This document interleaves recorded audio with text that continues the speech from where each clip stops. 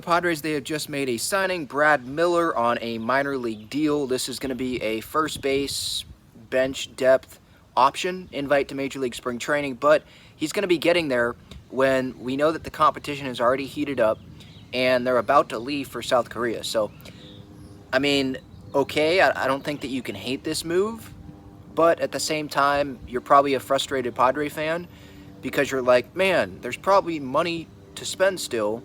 Haven't gotten an outfielder, would like to get some starters there.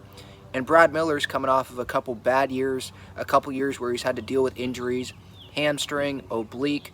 This is not, Reese Hoskins that they went and signed to pair with Jake Cronenworth or anything like that. Obviously, Hoskins wasn't going to happen. He was one of the better first basemen available on the market. But at least it's an additional body. What this move tells me is maybe the Padres think that Graham Pauley's not ready and they don't want to rush him. Maybe they only want, out of the big three prospects right now, what I mean by that is Pauley, Marcy, Merrill, they only want one up at the big leagues, not two. I would think Marcy's not going to make it, and I don't think Pauley would be in a great position to make it if Brad Miller, comes into camp and he has some good at-bats. Because if you look at Brad Miller, his career, sure, injuries last couple years like I just mentioned, but he has played everywhere over the diamond. First, second, third, short, left, right. I believe a little bit of center as well. Obviously, would be able to DH if you need him to. Major League vet, a lot of seasons, different teams. 2021 hit, I think, 20 home runs with the Phillies. He has gotten up to 30, but that was a long time ago. So this is not someone that's going to take Jake Cronenworth's spot, but it is another lefty bat, which they needed. And because this bench, I mean, it's not great.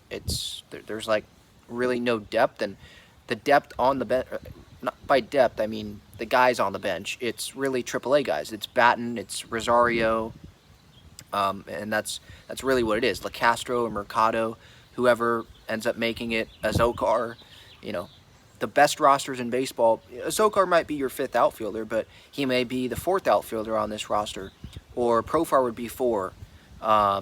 If they add a left fielder, but right now, Profar is probably the starting left fielder with Merrill in center, Tatis in right, and then they got a Zokar, and then either Mercado or LaCastro or Cal Mitchell, someone like that, on the bench as your fifth outfielder, and then infield-wise, I mean, your backup first baseman is either Graham Pauley or Brad Miller. So it's a body, but really that's what it is. This isn't going to be a signing that's going to get a lot of people excited. I just like that he can play anywhere, so that's probably going to give him an edge here. Graham Pauley can play everywhere as well, but he's not a Major League vet, and the Padres might be better served giving him a little bit more time in the minors. If he's going to come up, he needs to be playing every day. I don't see that really there for Graham Pauley unless they're going to have him DH every day, but who knows the Manny situation. Maybe they have Brett Sullivan on the roster and they have Campy DH, and that would kind of eliminate that everyday playing time for Graham Pauley.